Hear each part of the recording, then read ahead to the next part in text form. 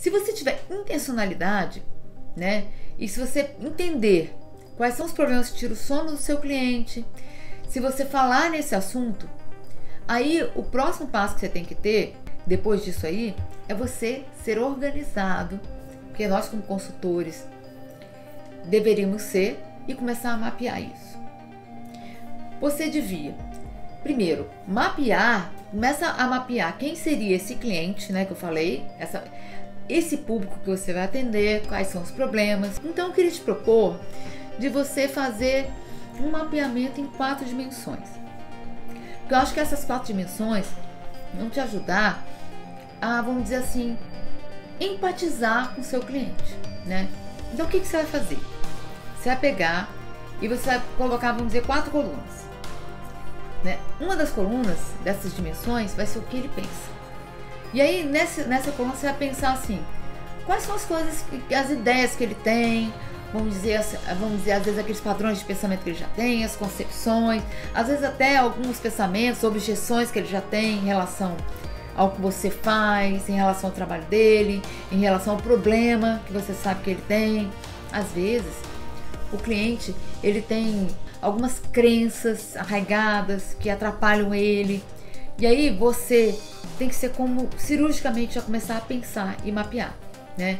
Você já pode até, por exemplo, veja onde que essas pessoas frequentam, que redes sociais que elas vão, e pesquisa, vê os comentários que elas fazem. E começa a observar os comentários que elas fazem nos seus perfis, o que elas conversam com você.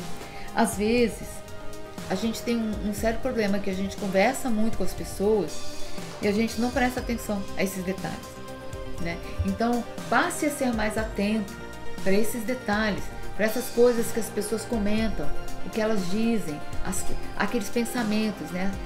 As crenças que elas têm. E aí, numa outra coluna, coloca assim os sentimentos dela. Sentimentos estão ligados assim, se ela está cansada, se ela está desgastada, se ela está desanimada em relação a isso, porque você tem que começar a mapear, né? Esses sentimentos vão te ajudar até entender como se comunicar. Porque quando você entende, por exemplo, se a pessoa está desgastada, até na hora de você abordar, na hora de você desenvolver sua solução, por exemplo, você vai pensar assim, uma solução mais rápida, talvez vai se adaptar melhor, porque se o seu cliente está sempre atarefado, está sempre cansado, talvez você fazer um negócio muito longo não vai ser uma solução que vai atraí-lo. Você tem que conhecer o seu cliente, o universo que ele vive, para você poder, vamos dizer, empatizar com ele, poder entender, vamos dizer, as dores. Aí as dores seria a terceira coluna. Então a primeira coluna seria o que ele pensa, a segunda coluna seria o que ele sente, a terceira coluna seriam as dores dele.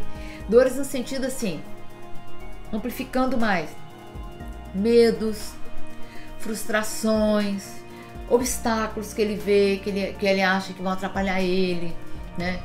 Todas essas coisas, por exemplo, você tem que monitorar e tentar entender, para que você possa tentar avaliar como você pode diminuir isso, se é possível no seu trabalho, né?